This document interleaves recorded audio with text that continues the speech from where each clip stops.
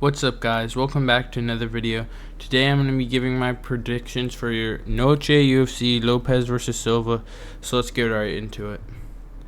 So this card's not gotten much publicity. That's what I'm feeling like, because I think maybe the UFC might be devoting a bit of its resources to Canelo versus Crawford, since that's a super fight right now, and I'm definitely going to watch that. But I didn't even know some of these fights were happening on this card. Looking over it, I didn't even know Tatiana Suarez was fighting, and for some reason she's fighting on the prelims, if this is correct. So I'm a little bit confused, but there's not a lot of well-known fighters.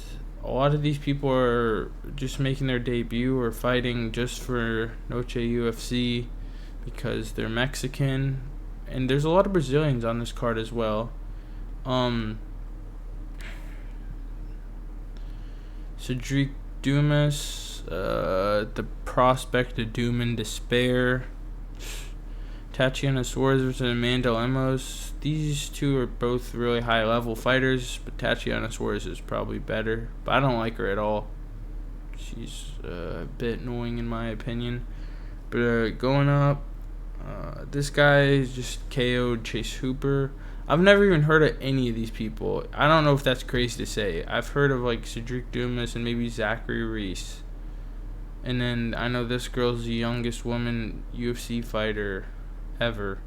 And I know these two, and then I know Diego Ferreira, I think. Okay, already on the main card. This card's pretty shit, but I mean it's a fight night, so what do you expect? Quang Lee, I don't know. I don't really remember much about him.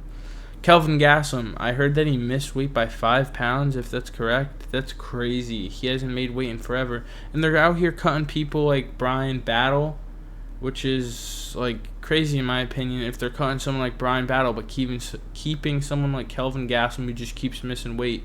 He's back up at middleweight and he's missing 185 pounds at 5'9". That's insane. Moving up, Rafa Garcia versus Jared Gordon. Jared Gordon's pretty good. He's not the worst fighter. I don't know anything about this guy, so probably pick him. He's decent, moderate favorite. Going up, number 9, Rob Font versus David Martinez. Just another person I haven't heard of. This is just blowing my mind. I've never heard of anyone on this card. I'm so confused. What is going on? But number 9, Rob Font fighting David Martinez, and the odds aren't even that far apart, which confuses me. They're almost even, but Rob Font, he's a crafty vet. He's the prospect killer. He every time he faces someone that's unranked, he never lets them win. He always finds a way to either get some sort of something crafty, like a crafty decision. Is that something I could say, a crafty decision? But I'll probably choose Rob Font since I don't know anything about this guy. Hopefully he wins. I like him a lot because he's never been able to get to an elite level, but he's always just defended against the prospects. And then going up, number 2 ranked Diego Lopes, which I'm liking that ranking because I remember he beat, I think it was number 3 ranked Brian Ortega, and he got moved up to number 2, which I think he rightfully deserves. Is fighting number 10 ranked John Silva, however you say it. Diego Lopes, he's a little bit flat-footed. He's got a lot of power though, and he's able to put people out. But the people he's put out are really just cans, and a washed Brian Ortega. Even though he didn't put him out, he put him to sleep and then woke him up with a 1-2, I believe it was. I'm not too sure. I don't remember, but Jen Silva, he's been knocking people out, but he's been just knocking out cans pretty much. And then he submitted Bryce Mitchell. Who did he beat? He knocked out Charles Jourdain. Knocked out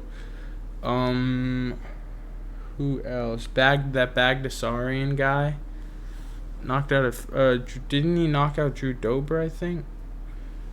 But I don't really like Jen Silva. He kind of seems like a dickhead to me, and he's just always yelling. So Diego Lopes, he seems like a nice guy, but problem is, Jin Silva, he's got decent jiu-jitsu, I think, and Diego Lopes has got really elite jiu-jitsu, in my opinion, even though he doesn't showcase it much when he was fighting Movsar, and Movsar was getting caught in all those submissions, even though Movsar didn't get submitted, those submissions were close. That was a crazy fight, and people forget that was Diego Lopes's debut. Diego Lopes got elite jiu-jitsu, but he never brings it to the ground for some reason. Well, John Silva, I don't think he'll want to go to the ground with Diego Lopes, but Diego Lopes could probably submit Jin Silva if he tried, but I mean, Jin Silva is not going to let this get to the ground, in my opinion, and Jin Silva's got a lot better striking than Diego Lopes, in my opinion, as well. Diego Lopes is a bit flat-footed unless he was able to change it up. And I think he may be able to even win this fight by clipping Jin Silva. But I actually just saw the odds, like, as I'm speaking right now, and I did not expect this at all. I thought Jin Silva would be the underdog, or the favorite.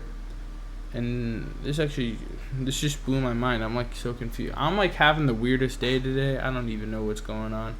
But yeah, I'm gonna probably for this fight I'll pick maybe Diego Lopes by I guess knockout. But in my opinion, picking Jin Silva might be the way to go. And picking Diego Lopes is a bit risky, I feel, because Jin Silva's got that crisp striking where he clips you, and we always see Diego get frustrated. But I mean, Jin Silva's just fought absolute cans. So I mean, does he really deserve? Not deserve, but I mean, this could be a big fraud check, and the Fighting Nerds could go 4-0, and their last 4 fights from their most, like, what's it called? Their most highly rated prospects and contenders. I don't know. I think Diego Lopes is going to probably pull it off some way or another. Yeah, this is a short video. I hope you guys enjoyed my predictions for UFC Noche, Lopes versus Silva. Hope you guys have a good day. See you next time.